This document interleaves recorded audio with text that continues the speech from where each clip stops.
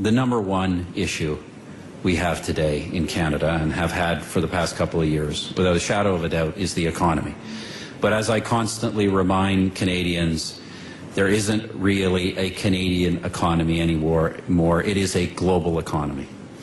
And yes, the Canadian economy, so to speak, is doing better than many other countries. But the general trajectory of the Canadian economy, whether we're on the down or downhill as we were last year, or whether we're on the rebound as we are this year, is fundamentally determined by the state of the global economy. And that's what these meetings are all about, and that's why they are so critical. That's why it's so critical that we participate and play a major role, because Canadian jobs and Canadian futures are intimately linked to what goes on here. And quite frankly, everything that we do in our country to improve our country's position is ultimately to improve that position within the context of a global economy. And we cannot be effective at major economic matters any longer unless we work with our other economic partners around the world and work with them closely and intimately. That is essential. I know some people don't like it. It's a loss of national sovereignty, but it is a simple reality. It is a simple reality that we are in a global economy. The global economy is determining where we're headed and will determine our future, and we have to play our part in these forums to make sure that our interests are protected and advanced.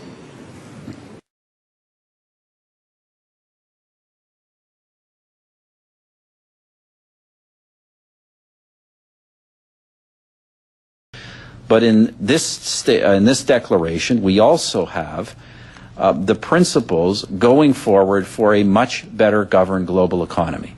As you all know, I am a big supporter and have been all my life of the benefits of open markets, of the market system of open markets. But I also know, as a bit of an economic historian, that we know that open markets are not the same as ungoverned. What we have now seen is leaders come together and establish a framework for global governance, not a world government, but sensible governance. If these measures are enacted and we continue to move forward with the G20 process, we will have the kind of global governance that is necessary to ensure the stability and transparency of markets in a way that gives us the benefits of a globalized market economy without the enormous risks that we have experienced in the last couple of years.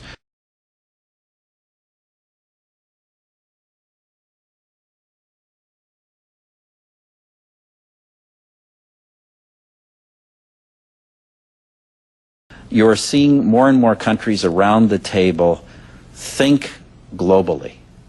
Not just think narrowly about how everything affects their national interests, but understanding that first and foremost, we are all affected by the state of the global economy. So if we think only about our national interests, we're not actually going to fix our problems. So I think more and more leaders are, and particularly those of the major countries, and countries like the United States, China, and others, are thinking more and more systemically, and that's what we need. David Lugren, Reuters. Prime Minister, the G8 has many faults which are clear to all, but it had the advantage of being a small and compact group which all work together. Canada's now a member of a much larger, more rambunctious group that's kind of finding its feet. Doesn't that kind of suggest that there's a risk that Canada's voice is going to be diluted? How do you fight that? Well, I wouldn't want to get into any detail about what we're going to continue and what we aren't, because those details haven't been worked out. And that one question you asked is something I think that some thought is going to have to go into. You ask about Canada's voice and Canada's role. Will Canada's voice and Canada's role be diluted? Well, look, it'd be crazy for me to deny that to some degree. Obviously, if you're one of 20 instead of one of 8, it's a different dynamic. We are a very large country with a well-established, we have one of the longest standing democratic regimes, unbroken democratic regimes in history. We are one of the most stable regimes in history. There are very few countries that can say for nearly 150 years they've had the same political system without any social breakdown, political upheaval, or invasion.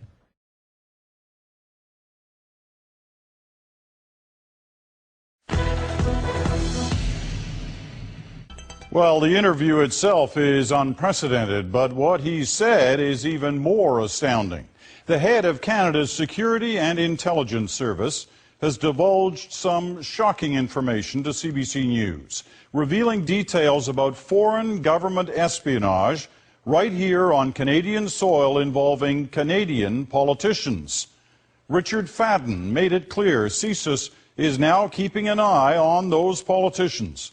It all came out during the extraordinary access CSIS gave to our former senior correspondent, Brian Stewart. Canada's Security Intelligence Service rarely talks publicly. When it does, people listen. In an exclusive interview with CBC, the CSIS director Richard Fadden exposed foreign penetration right into Canadian politics. We're in fact a bit worried in a couple of provinces that we have an indication that there's some political figures who have developed quite an attachment to foreign countries.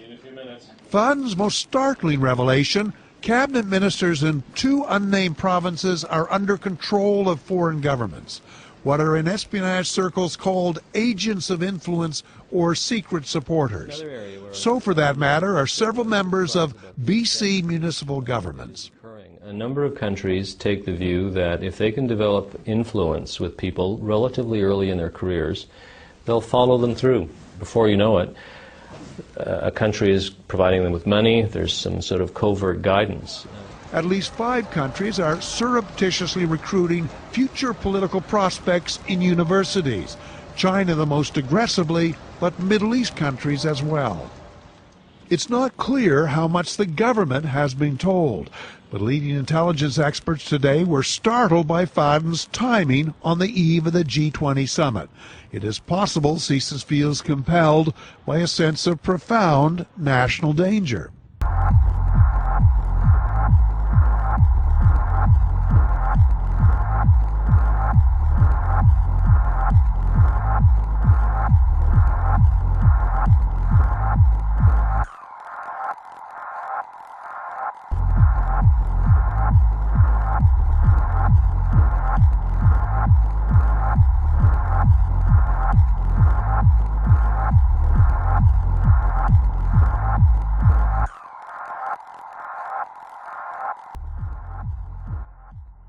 That is essential. I know some people don't like it. It's a loss of national sovereignty, but it is a simple reality.